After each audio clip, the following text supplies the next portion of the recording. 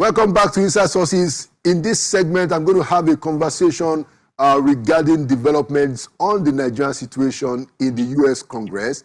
You will recollect that late last year, the U.S. designated Nigeria a country of particular concern, and since then, a lot of things have happened. Stuff is still going on in the U.S. Congress, including this last week where there was a congressional hearing. A leading Nigerian based in the U.S. attended that congressional hearing and is going to be briefing us around what the Americans are thinking and planning regarding Nigeria, especially the issue of insecurity. And so I'd like to welcome back Mr. Stephen Osemwegie, the president of Save Nigerian Group and the coalition that Nigerians have formed in America to try to help our country with their own contacts in the U.S. Stephen, good to see you again. Thank you, Laolu Akonde. We appreciate what you're doing. And we here in America, we want to bring greetings to all folks at home. We say Happy Easter, Laolu. We have not seen since Easter, so Happy Easter to you. And I hope you are doing well. Okay, all right. So tell us, Stephen, there was a congressional hearing this week. And also, I think Mr. Riley Moore made some statements about the fact that the Americans don't seem to be impressed with how the federal government is handling some of the issues for which the Americans had raised significant concerns, especially towards the end of last year. So bring us to date about the situation, Mr. Osemwegie. Thank you very much. Yes, so Save Nigeria Group organization, we are very active in the U.S. here in Washington because we believe that U.S. policy about Nigeria is very important. Our organization says Save Nigeria Group, so we focus on how U.S. policies can help to alleviate the situation in Nigeria, particularly on the area of insecurity. And you rightly said so. Late last year, since the redesignation of Nigeria as a country of particular concern, the United States government has been paying closer attention. And you remember that there was a U.S.-Nigeria Security Pact headed by Alison Hooker, Undersecretary, and Nuhu Ribadu on the Nigerian side. And we've been wondering, where are the measurable improvements? We've had meetings with Riley Moore in his office and engaged Chris Smith and other congressional leaders who are very key, focused on resolving the issue of Christians being persecuted, particularly in the Middle Belt, which we believe amounts to genocide when you consider the fact that communities have been driven from their homes, and these places, they are now staying in IDP camps, and many of them now were taken care of. So last week, which is very powerful, Riley Moore is a member of the Appropriations Committee, and he came out very fiery because some of the things that they had done when they visited Nigeria, Laolu, remember they came for a CODEL, which is a congressional delegation to Nigeria during December. And they saw firsthand what was happening in places like Benue. They met with Nigerian authorities. They had given Nigerians opportunity, including our administration, Bola Tinubu's administration, to say, go ahead and resolve this issue we are watching. From last week, from what we are seeing, there is the Congress member who led that delegation, Riley Moore, and a member of the Appropriations Committee has come out in a very strong statement saying they condition aid to Nigeria to measurable improvements, and they are shocked that there is no improvement. He cited the case of the Easter period from Palm Sunday to Easter Sunday, culminating in the Agwarukuba massacre in Jos, and other killings that have happened. And they said, this does not show that we are making progress as a country regarding protections of minority groups, Christian groups, and others. Again, the conversation around whether Christians and Muslims are killing is besides the point. Nobody should be dying the way they are dying. And he said that the U.S. government has now mandated the State Department to hold back aid to Nigeria. You know, Nigerians think, oh, we don't need the U.S., we don't need anybody, we can solve our problem. No, there are many programs that the U.S. government runs, which they are now conditioning to solving the problem of insecurity. One would say that's the motivation for our government to seize the opportunity instead of trying to use lobby groups and other things to hide what is happening, embrace the issue and call for help. And Riley Moore mentioned something, Laolu. He said, why would the Nigerian government send lobbies to them in Washington? That was a big mistake from the Nigerian government, particularly the DCI $9 million that is now very popular in Washington. It's an old joke that a country whose house is on fire Instead of putting out the fire, he's paying people to tell others that this is not fire, and people are doing a fire celebration. So we want to call our governments and those in charge of our country, seize the opportunity, retrace your step.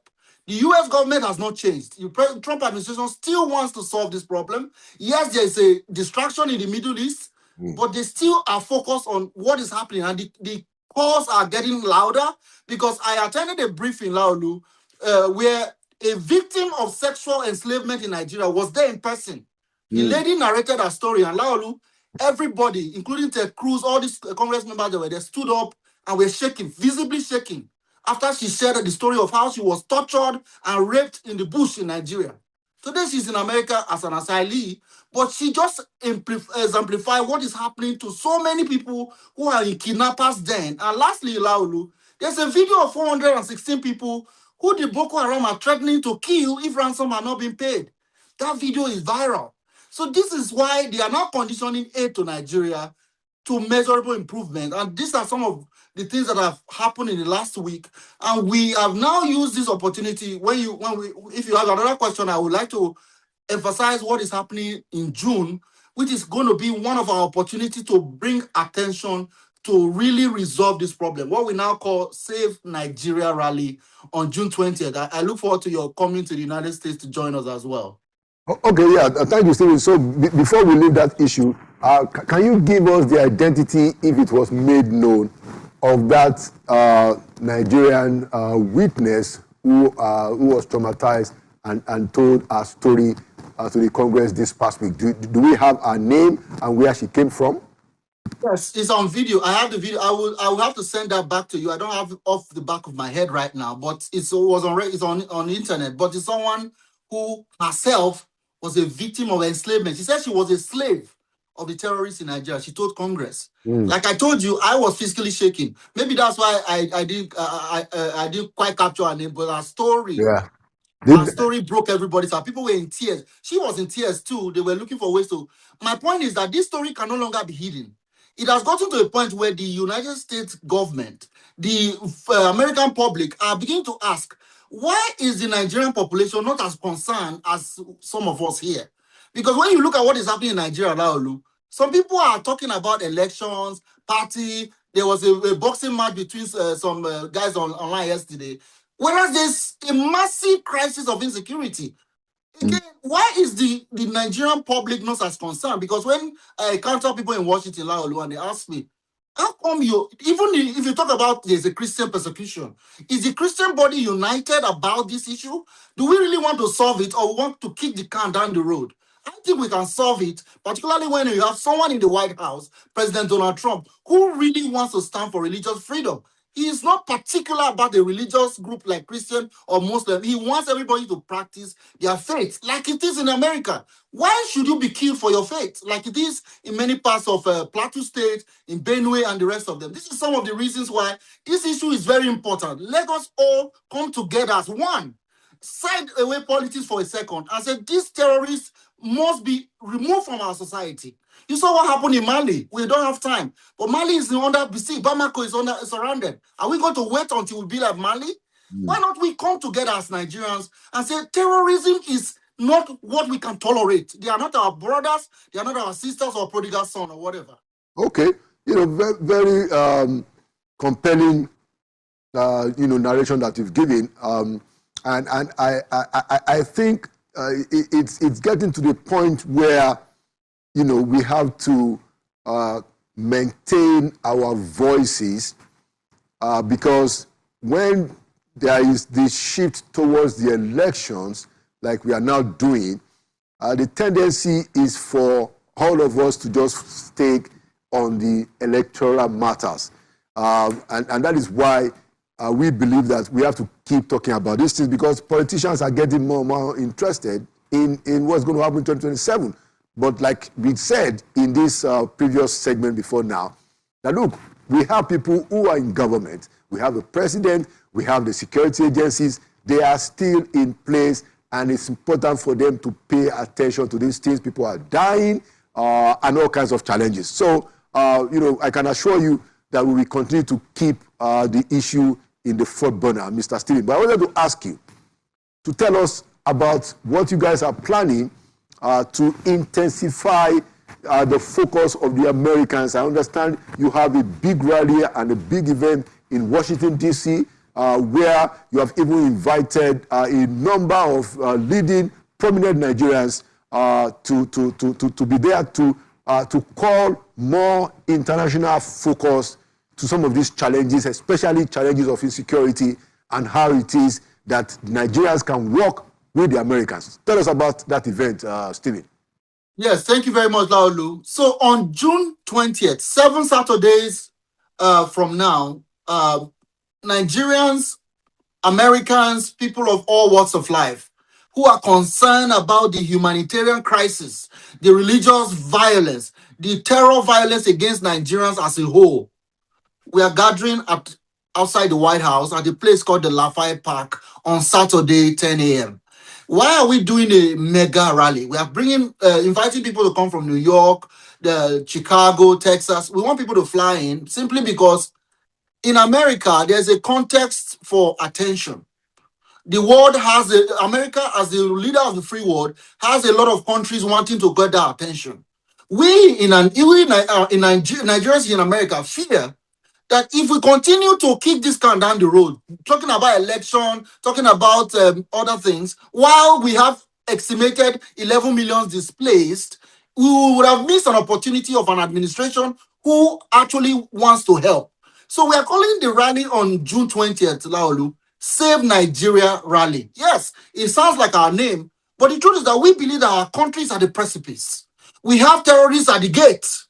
It is time to pull together to call for not just the United States alone, but also NATO, also other partners, including the EU, to come and help us get the terrorists out of our sub-region, and not just within our borders, within the Chad Basin and the Sahel.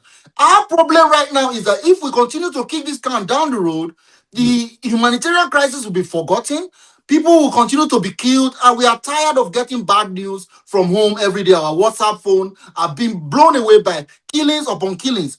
This June 20th, we want Nigerians from everywhere, book a trip and come to DC and add your voice. We're going to have music, prayer, and testimonies from people. Then, more importantly, we want to make the case to the American public and government that Nigeria is a potential ally if you can help us resolve the insecurity that we are facing. Then on the Tuesday following that day, on the 23rd, we want to bring leaders together, about 150 leaders only, to be able to give awards out to thank people like President Trump, Riley Moore, Chris Smith, and others who have stood the line for us to say, as Nigerians, we know we are not entitled to your help.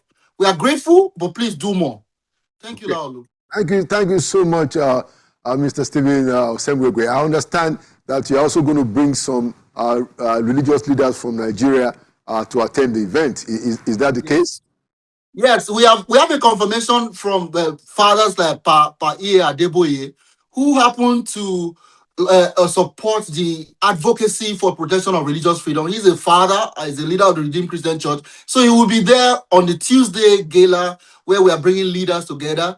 We have many other leaders. And yourself, you will be the master of ceremony. I hope that's like a breaking news. But we are delighted that Pastor Laolu Akonde, who is also from America, even though he's in Nigeria now, but he started the fight. We are just following your footsteps. So we look forward to that day where U.S. leadership and Nigerian clergy and leaders will come together and in a cooler setting, really find ways to resolve our problem, particularly on bills before Congress and other issues. So on Tuesday, it's going to be at the Hilton Garden Inn, just by Capitol Hill, a gala, where we are saying thank you for American leadership for the help they are rendering, but we want more.